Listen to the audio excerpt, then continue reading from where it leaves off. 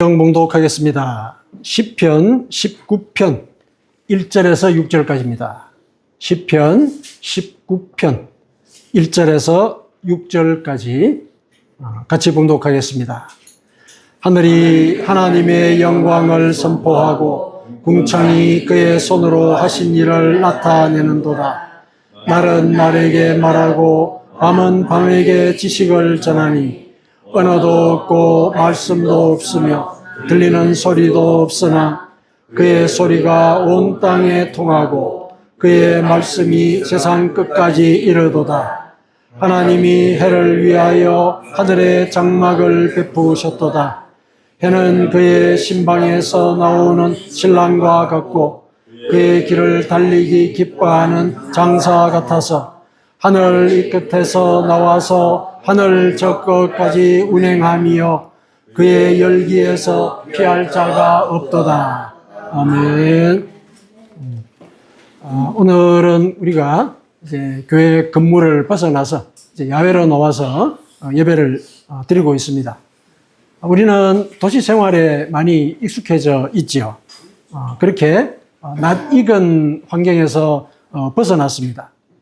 낯익은 환경에서 벗어나는 이 순간은 우리가 지내왔던 그 낯익은 그 환경을 낯설게 볼 수 있는 그런 기회입니다.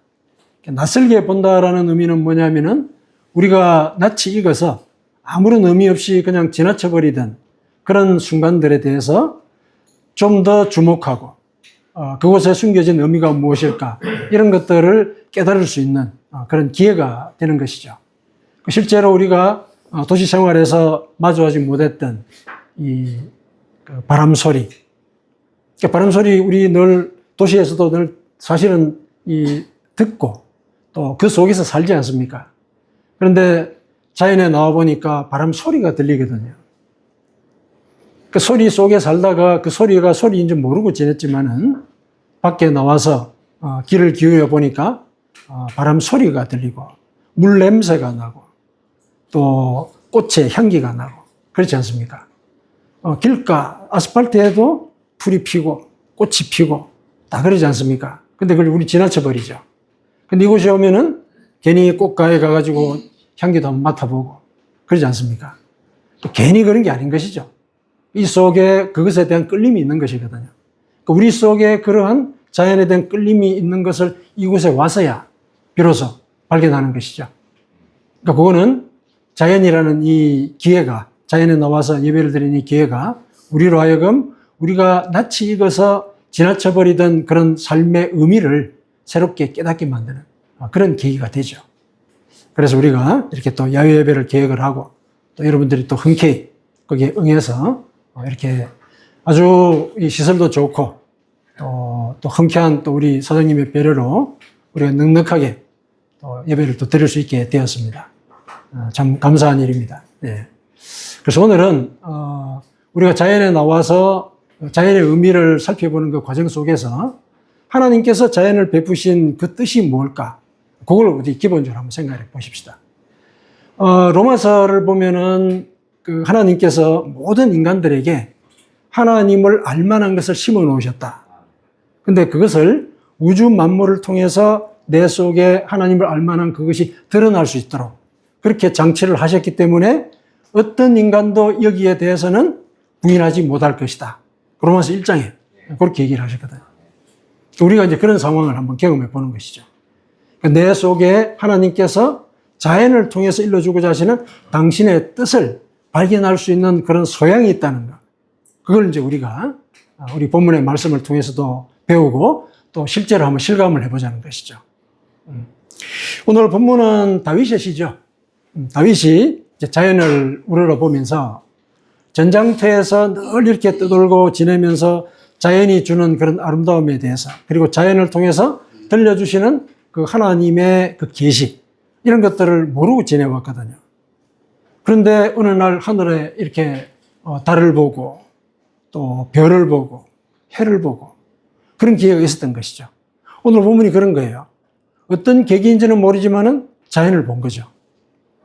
그래서 전장에서 눈을 돌려서 하늘을 봤더니 이렇게 얘기하는 거죠. 하늘이 하나님의 영광을 선포하고 궁창이 그의 손으로 하신 일을 나타내는도다. 하늘을 바라보면서 이런 감흥이 일었던 거죠. 마음속에서. 전장터에서는 이런 생각이 났겠습니까? 나진 않았겠죠. 생명이 왔다 갔다 하는 그런 순간이니까. 그 상황을 벗어나서 보니까 그 전장을 내려다보는 그 하늘이 하나님의 영광으로 가득했다는 것. 그걸 발견한 것이죠. 하늘에 자유롭게 날아다니는 새를 본 거죠. 전장을 치르고 있다면 얼마나 두렵고 무섭겠습니까? 사로잡혀 있는 상황이거든요. 그런데 그 전장터 하늘 위에서 새는 날아다닌단 말이죠. 새는 날아다니고 자유를 지적이고 아마 다윗은 그 놀라운 승리에 대해서 마음속 깊이 감흥을 느꼈으리라 생각을 합니다. 그러고 보니까 바람 소리도 들리고 그래서 그 속에 하나님의 영광이 가득하더라 이렇게 생각을 했고 또 밤에 이렇게 하늘을 가만히 살펴보니까 궁창을 얘기를 하고 있죠. 궁창이 그의 손으로 하신 일을 나타내는도다. 궁창은 옛날에 고대인들의 그 우주관에서 나오는 그 공간 개념이에요. 하늘과 궁창을 이제 구별을 하지 않았습니까? 구별했는데 이렇게 생각하시면 돼요. 우리가 지금 땅바닥에 발을 딛고 서 있지 않습니까? 그러니까 이게 지구예요. 지금 우리가 이렇게 이 공간에 숨을 쉬고 있지 않습니까? 이 공간에 숨을 쉬고 있는 여기가 하늘이에요. 이 하늘에 해도 있고 달도 있는 거예요. 그 다음에 이 천정이 있죠. 이 천정이 궁창인 거예요. 그러니까 고대인들이 하늘을 쳐다봤을 때 하늘에 덮개가 있다고 본 거죠. 왜냐하면 해와 달은 이렇게 움직이는 걸 보고 그 다음에 거리도 조금 이렇게 짐작을 할 수 있겠거든요. 근데 더 멀리에 별들은 거리를 짐작을 못 하는 거예요. 옛날 고대인들의 예를 들면 이제 관측법이나 이런 것들 따라서는. 그러니까 그게 다 위에 천장에 박혀 있는 것 같이 보이는 거죠. 조그마한 이런 별들이.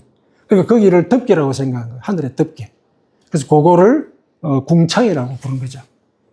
그러니까 그런 상황, 요 지방 구조에서 비기면 이제 그런 상황인 거죠. 그래서 밤에 하늘을 쳐다봤더니 하늘 덮개에 별들이 촘촘히 박혀 있는 거예요.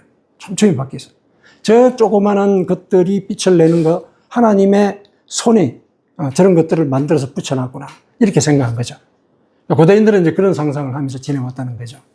물론 이제 오늘날의 이런 그 천문학의 입장에서 보면은 또 우주로 올라가면 올라갈수록 똑같은 이런 상황이 벌어지잖아요. 이 공간이 계속 생기고 무한하단 말이죠. 근데 옛날 고대인들의 입장에서 보면은 땅 밑에서 쳐다보니까 사실은 하늘과 궁창이 구별이 안 되는 거죠. 밑에서 이렇게 쳐다보면은 위가 어딘지를 모르니까. 다만 이제 어두운 밤 하늘이면은 저기가 끝이겠구나. 저기에 별이 비치니까 저 별은 하늘 천장에 박혀 있는 하나님의 작품이겠구나. 이렇게 이제 생각을 한 것이죠. 그렇게 생각을 하면서 하늘을 보니 이 속에는 하나님의 영광이 가득하다. 이렇게 이제 다윗이 느낀 겁니다. 그리고 그 온갖 이렇게 전체의 어떤 운행이라든지 그 다음에 천기도 느꼈겠죠. 비도 오고 햇빛도 비치고 뭐 이런 것들까지 같이 이렇게 생각을 하다 보니까 어떻게 이것이 운행이 될까 곰곰이 생각을 한 거죠. 그래서 이렇게 얘기를 합니다. 다윗은 날은 날에게 말하고 밤은 밤에게 지식을 전하니 우리는 알 수 없다는 얘기죠. 날이 날로 이어지고 밤이 밤으로 이어지는 그 과정 속에서 무슨 얘기가 오고 갔길래 저렇게 아무런 걸림없이 자연스럽게 이어질까? 아마도 저것은 날 그 자체가 다음 날에게로 자기 임무를 인계하고 또 그 다음 날은 앞에서 인계준 그 내용들을 받아가지고 또 이어가고 밤은 또 밤대로 서로 이 전체 운행의 비밀들을 서로 공유하는 것 같다. 이렇게 생각한 거죠. 인간의 어떤 이 가청 주파수 범위 너머에 이 우주의 그 섭리가 그렇게 이어지고 있다는 거. 그렇게 생각을 한 거예요. 그 얘기를 하는 거죠. 인간이 못 듣는 거잖아요. 날은 날에게 말하고 밤은 밤에게 지식을 전하니 그 가운데 언어도 없고 말씀도 없으며 들리는 소리도 없다. 인간이 들을 수 없는 범위 너머에서 이런 일들이 벌어지고 있다는 거죠. 초월적인 섭리가 저 우주에서 이루어지고 있구나. 그래서 한치의 오차도 없이 조화와 질서가 이 우주 공간에서 이루어지고 있구나. 이렇게 이제 찬양을 하는 것이죠. 그래서 저것을 움직이는 존재는 분명히 하나님이시다. 이걸 깨달은 거죠. 그의 소리가 온 땅에 통하고 그의 말씀이 세상 끝까지 이르도다. 그 조화와 질서를 보니까 이거는 인간이 상상할 수 없는 그런 초월적인 어떤 섭리가 진행이 되고 그 초월적인 섭리의 주체는 하나님이시다. 하나님이 세상 처음부터 끝까지 이 모든 것들을 다 운행을 하신다. 하나님이 그 일을 하시는 것에 하나의 증거로서 다윗은 해를 본 거예요. 해를 봤습니다. 해를 봤더니 하나님이 해를 위하여 하늘의 장막을 베푸셨도다. 해는 그의 신방에서 나오는 신랑과 같고 그의 길을 달리기 기뻐하는 장사 같아서 생명의 힘으로 충전되어 있다는 얘기죠. 충전이 되어 있습니다. 그래서 하늘 이 끝에서 나와서 하늘 저 끝까지 운행하며 그의 열기에서 피할 자가 없도다. 물론 하나님이 하늘을 장막처럼 펴시고 그 속에 해를 조성하긴 하셨지만은 그 해가 운행하고 그에서 나오는 그 모든 열기가 우주의 처음부터 끝까지를 다 지배하고 거기서 벗어날 만물이 아무것도 없더라. 이런 생각을 하게 된 밑바탕에는 하나님이 아마 해와 같이 이 우주를 운행하고 계시는 거구나. 이렇게 생각한 것이죠. 그걸 이제 다윗이 느낀 거예요. 자연을 보면서. 자연은 과연 하나님의 손으로 만드신 작품이고 그 작품이 하나님의 속성과 닮아서 조화롭고 질서 어김없이 이 모든 우주를 갖다가 온전하게 운행이 되도록 하고 계신다. 이걸 깨달은 거죠. 그러니까 다윗이 전장을 누비면서 그동안 느끼지 못했던 그 하나님의 섭리를 자연을 통해서 배운 것이죠. 자기 스스로 깨달았다고 보는 것이죠. 이거는 다윗만 이제 그런 것은 아니죠. 이제 오늘 우리에게 그 기회가 주어졌습니다. 낯선 환경에 왔죠. 우리가 지내왔던 그 일상적으로 익숙했던 그런 환경을 낯설게 볼 수 있는 그런 기회가 우리에게 주어졌습니다. 그래서 오늘 우리가 자연을 보면서 자연은 과연 우리에게 무슨 얘기를 들려주고 있을까? 물론 그 얘기는 하나님의 목소리예요. 하나님의 목소리. 하나님이 저 자연을 통해서 오늘 우리에게 무슨 얘기를 하고 있을까? 다윗에게는 당신의 그 위대함과 그 섭리의 온전함을 일러주셨는데 오늘 우리에게는 이 자연을 통해서 뭘 일러주실까? 그거 우리 같이 한번 생각해 보십시다. 물론 자연은 삼라만상이 가득 차 있기 때문에 그 다양성을 따지고 자자면은 우리가 종류를 헤아릴 수가 없지 않겠습니까? 예를 하나 들어 봅시다. 예를 한 3가지만 들어가지고 우리가 그것을 통해서 하나님이 무슨 말씀을 하시는지 그걸 살펴보시죠. 자연 그러면은 어쨌든 하늘을 먼저 생각할 것이고 그 다음에 물을 생각할 것이고 그 다음에 땅을 생각할 수 있겠죠. 이 3가지 요소가 이제 자연의 하나의 대표적인 구성 요소라고 볼 때 그 각각의 대표적인 하나의 사례로서 땅에서는 나무를 우리가 한번 주목해보고 물에서는 물고기를 주목하고 그 다음에 하늘에서는 새를 한번 주목해 보십시다.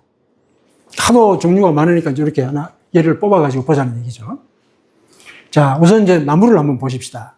자, 나무를 통해서 하나님은 우리 인간에게 그리고 우리에게 무슨 말씀을 일러주고 계실까? 그걸 가만히 생각해 볼 때 물론 관점에 따라서 여러 가지 얘기들 들을 수가 있는데 이제 한 가지 사례만 소개를 하겠습니다. 나무를 이렇게 가만히 보면은 풀도 마찬가지예요. 자기 자리를 움직이지 않죠. 그렇죠. 물론 그걸 한계라고 얘기할 수 있지만은 지금은 한계를 얘기하는 상황이 아니에요. 하나님이 우리에게 무슨 얘기를 들려주실까? 거기에 초점을 맞춰서 그 자리에 붙어 있음의 긍정적인 의미를 한번 살펴보시죠. 움직이지를 않아요. 움직이지 않는다는 얘기는 그 자리에서 자기가 뿌리를 내리는 그 일에 집중하고 있다는 얘기죠. 나무를 보십시오. 그 자리에서 뿌리를 계속 깊게 내리고 그리고 자기 키를 키우고 그리고 몸을 키우고 그 일에 집중하잖아요. 내가 가시나무라서 옆에 있는 전나무처럼 닮아야 되겠다. 그래가지고 자기 뿌리를 뽑아가지고 전나무한테 가지 않지 않습니까? 안 가거든요. 그러니까 나무를 보면서 우리가 하나님의 음성을 듣는다라고 한다면은 비교하고 살지 마라. 비교하고 살지 마라. 너에게 주어진 그 환경에 깊게 뿌리를 내리고 거기서 너의 내면의 깊이를 그리고 내면의 성장을 도모해라. 그 얘기를 나무를 통해서 우리에게 일러주고 계시다. 이렇게 이제 우리가 생각을 할 수가 있는 것이죠. 나무가 그렇지 않습니까? 어디 돌아다니면서 예를 들어서 이 길가를 보더라도 길가에 풀들이 그 잡초들이 있잖아요. 잡초들이 있죠. 잡초들 보면은 사람들이 길에 가다가도 발로 차기도 하고 또 뽑아버리기도 하고 그러잖아요. 근데 얼마나 열심히 사는지 몰라요. 풀들이. 얼마나 빛이 반짝반짝 나면서 그 이파리를 콕콕 세우고, 햇빛을 빨아들이고 물을 빨아들이고 하는지 몰라요. 정말 놀랐거든요.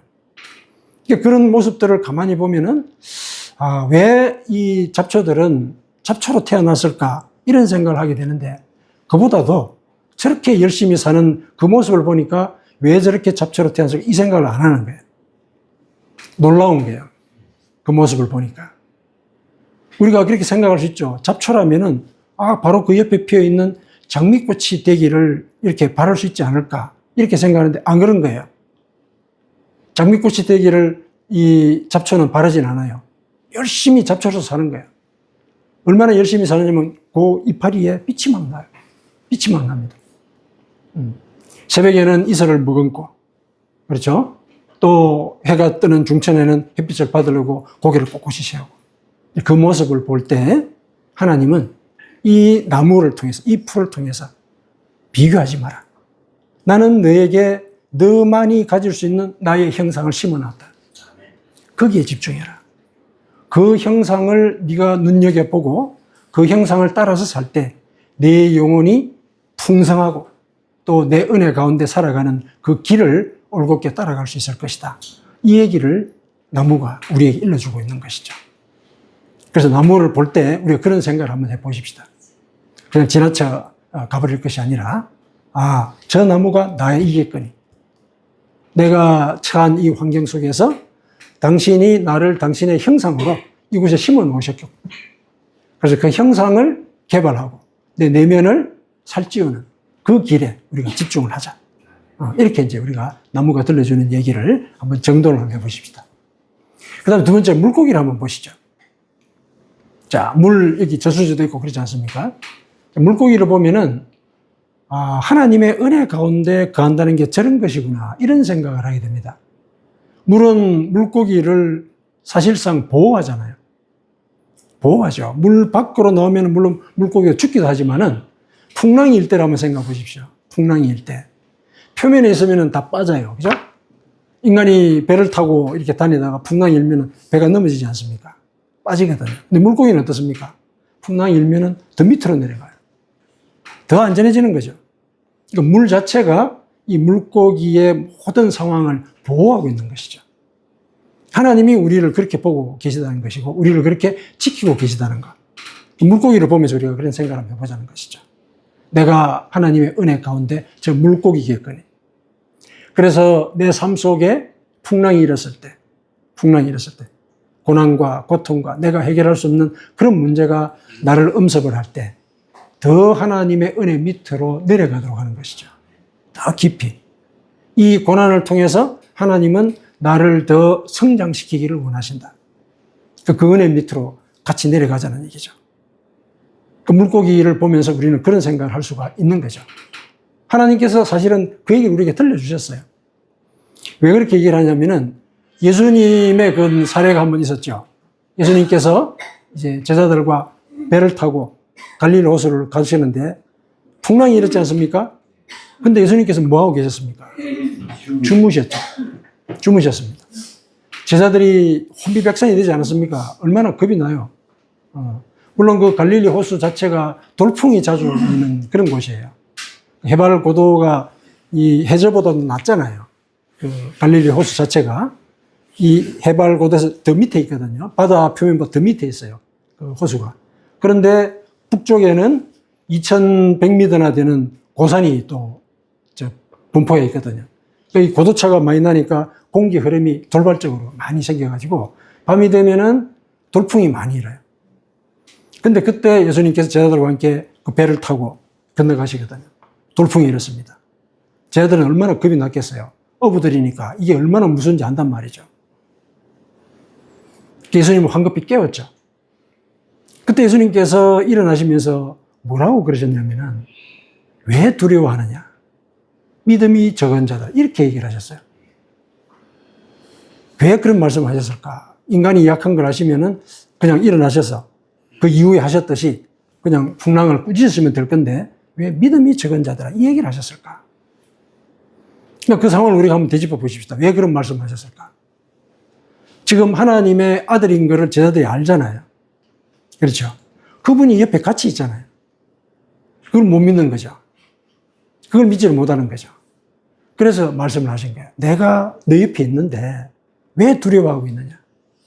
너희들이 두려워하지 말아야 될 이유를 내가 보여주겠다. 그래서 풍랑을 꾸짖으신 거예요. 나는 이 풍랑도 잠재울 수 있는 그런 존재이다. 그걸 몰랐느냐?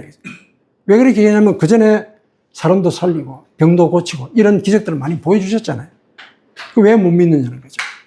하나님의 아들이 너희 곁에 있는데 너와 동행하면서 너를 지키고 있는데 왜 그걸 못 믿느냐. 믿음이 적은 자 이렇게 얘기를 하신 것이죠. 그래서 믿음을 일깨워라. 물고기를 보면서 우리 그런 생각을 할 필요가 있다는 거죠. 풍랑이 일 때 풍랑만을 보면 죽을 것 같죠. 그러나 하나님께서 예수님을 통해서 그런 얘기를 하신 거예요. 믿음이 적은 자야. 믿음을 키우라는 얘기죠. 믿음을 키워라. 그러니까 예수님은 물론 이 신적인 능력을 가진 그런 존재니까 그런 얘기를 하실 수 있지. 우리 인간이 어떻게 그럴 수 있습니까? 이런 이제 이의를 제기할 수 있죠. 그러나 예수님도 사람이잖아요. 신적인 능력을 가지셨지만은 육체를 입으신 사람이잖아요. 육체를 입은 사람으로서 그 얘기를 하신 거예요. 나도 사실은 죽을 수 있지만은 하나님의 아들이기 때문에 내가 이 상황을 이기는 것이다. 그렇다면 하나님의 아들이 함께 있다는 것을 믿는 너희들도 살 수 있다는 거. 그걸 믿으면 살 수 있다는 거. 그거를 사실은 그 상황 속에서 보여주신 거예요. 그래서 이 물고기를 볼 때, 물이 물고기를 보호하듯이 하나님은 사실은 물처럼 우리를 보호하고 계시다. 내가 물고기다.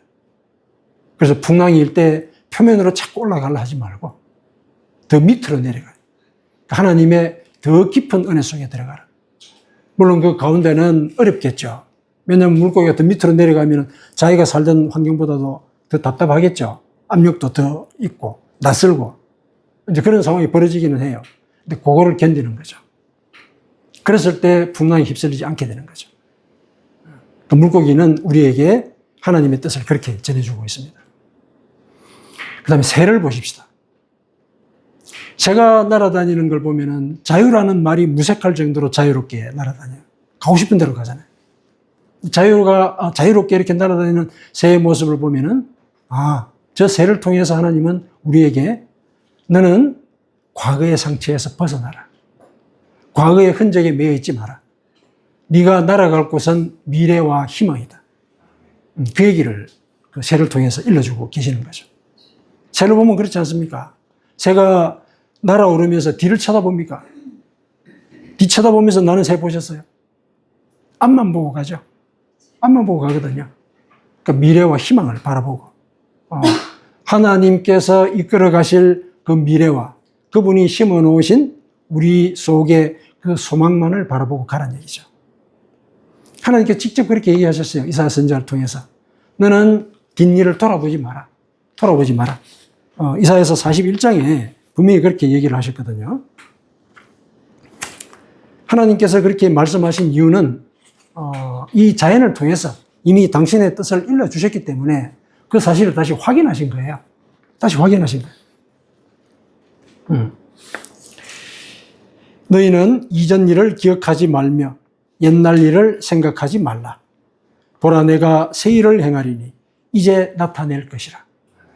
앞으로 나타내실 일이 뭐냐면은 광야에 강을 만들 것이다. 그 얘기를 하시죠.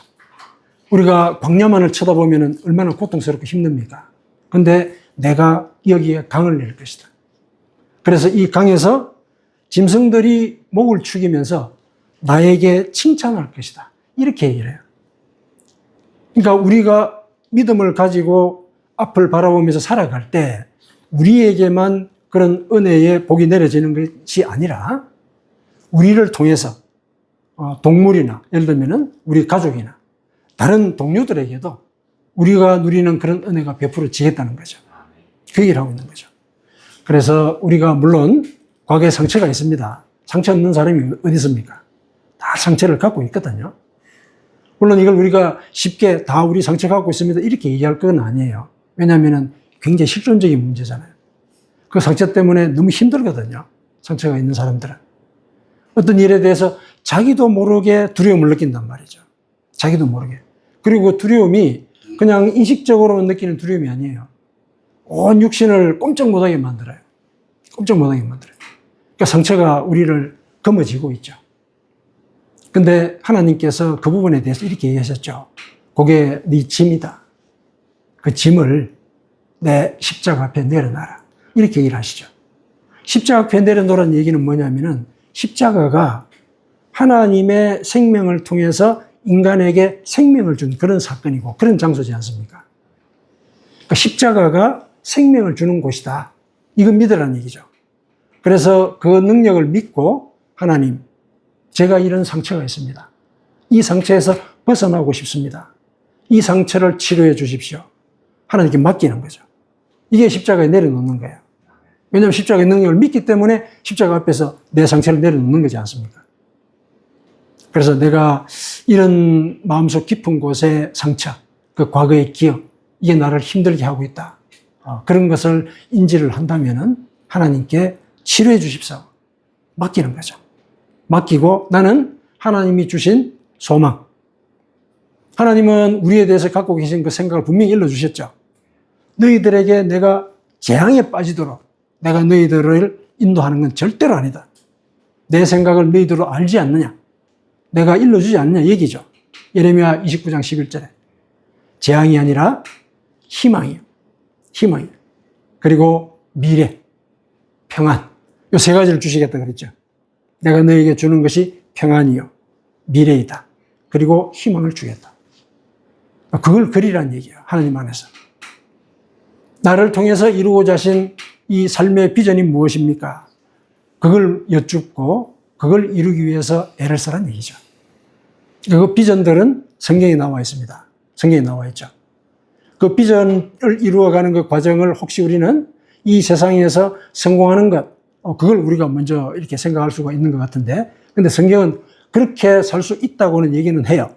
하지만 원리를 가르쳐 주시죠.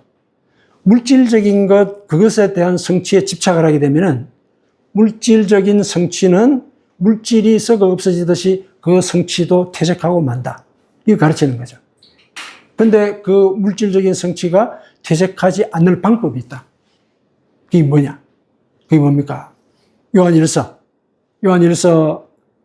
4장인가요? 내 영혼이 잘된 같이 내가 범사에 잘되고 강건하기를 원한다. 이런 얘기를 하고 있죠. 제일 먼저 영혼이 잘 돼야 되는 거예요. 내 영혼이. 내 영혼을 먼저 살펴보고 그 영혼이 나의 예를 들어서 이 세속적인 성취, 이거를 감당할 수 있을 만한 역량을 갖도록 그 일에 먼저 신경을 쓰라는 얘기죠. 그랬을 때 내가 세속적인 성취를 한 것도 하나님의 뜻 안에서 유지를 할 수 있다는 얘기예요. 유지를 할 수 있다는 얘기죠. 그래서 그 성취가 결국은 사막에 강이 났듯이 다른 존재들에게 은혜를 끼치는 그런 통로가 될 수 있다는 것이거든요. 그래서 하나님께서 내 영혼이 잘 되는 걸 원하고 계시다는 것. 그래서 영혼이 잘 되는 길, 이거 묵상해야 되죠. 하나님의 말씀을 늘 지키려고 애를 써야 됩니다, 사실은. 그게 구체적으로 예를 들면은 마태복음 5장, 6장, 7장이에요. 그 속의 말씀들을 읽으면서 내가 내 영혼을 온전하게 만들기 위해서 어떤 점에 주목해야 될 것인가. 거기서 찾아내야 돼요. 예수님께서 이렇게 사는 자에게 천국이 있다라고 먼저 선포를 하시고 그 설교를 하지 않았습니까? 그러니까 그 속에 천국에 갈 길이 있는 거예요. 내 영혼이 잘 될 길이 있는 거예요. 그러나 사람마다 다 다른 생각들을 갖고 다른 환경에서 자라기 때문에 그 속에서 각자에게 하시는 그 말씀을 각자가 찾아야 되는 거예요. 마태복음 5장, 6장, 7장을 묵상을 하시길 바랍니다. 그래서 내 영혼을 고치고 내 영혼이 예를 들어서 앞으로 나아가지 못하도록 발목을 잡고 있는 그 상처의 정체가 뭔지 그것도 마태복음 5장, 6장, 7장을 묵상을 하면서 찾고 또 찾은 만큼 하나님께 맡기고 그리고 천국이 그 길에 앞에 놓여 있다고 그랬으니까 천국을 소망하는 그 방법도 거기서 찾는 거예요. 우리가 해야 되는 일이에요. 새가 우리에게 그걸 일러주고 있다는 얘기죠. 새가. 그래서 내가 이제는 예를 들어서 과거의 그 상처, 하나님께 맡기는 거죠. 하나님께 맡겨야 돼요. 쉽게 얘기하는 건 아니라는 거 말씀을 드렸죠. 상처에 쌓여서 힘들어 본 사람들은 그 상처가 얼마나 무서운지 알아요. 발목을 잡고 있으니까. 발을 내딛지 못하게 만드니까. 그런데 실은 내가 발목 잡혀서 이 땅에 발붙이고 살기를 원하도록 하나님은 나를 보내시지 않으셨거든요. 물론 앞서 나무를 보면은 그 자리에서 뿌리를 내리라 그랬다. 그때 뿌리를 내렸을 때 그 뿌리는 뭡니까? 자기 영혼을, 내면을 살찌우기 위해서 그 자리에 집중하고 다른 사람과 비교하지 말라는 그런 취지에서 얘기를 한 것이죠. 그렇죠? 그렇게 생각을 해야 모순이 안 되는 거죠. 하나님은 우리가 자연을 통해서 듣는 당신의 뜻을 발견을 하고 이 땅에서 당신의 자녀로서 성취하면서 살아가기를 원하세요. 자연을 풍성하게 주신 이유가 그거예요. 내 뜻을 따라서 자연이 만들어졌듯이 내가 너희 영혼에 주어진 그 뜻을 너희들이 따르면은 자연이 풍성한 만큼 이 땅에서도 풍성하게 누릴 수가 있다. 이 땅에서 풍성하게 누릴 수 없는데 왜 여기다가 풍성한 자연을 허락하셨어요? 우리 의문을 제기해볼 필요가 있지 않습니까? 풍성하게 이렇게 먹을거리도 주고 이렇게 베풀어 놨다면은 누리라고 베풀어 놓은 거 아니냐? 이렇게 얘기할 수 있는 것이죠. 누려야 되죠. 왜 못 누리나요? 왜? 오늘 자연이 우리에게 들려주는 하나님의 그 말씀을 우리 삶 속에 적용을 해 보십시다. 그래서 하나님이 주신 이 은혜를 누리지 못하게 만드는 그게 무엇인지, 내 속에서 내 영혼의 발목을 잡고 있는 것이 무엇인지, 그거를 나무와 또 물고기와 새를 우리가 다시 한번 주목해서 보면서 우리의 삶 속에서 그 길을 한번 찾아가 보도록 하십시다. 아멘. 아멘.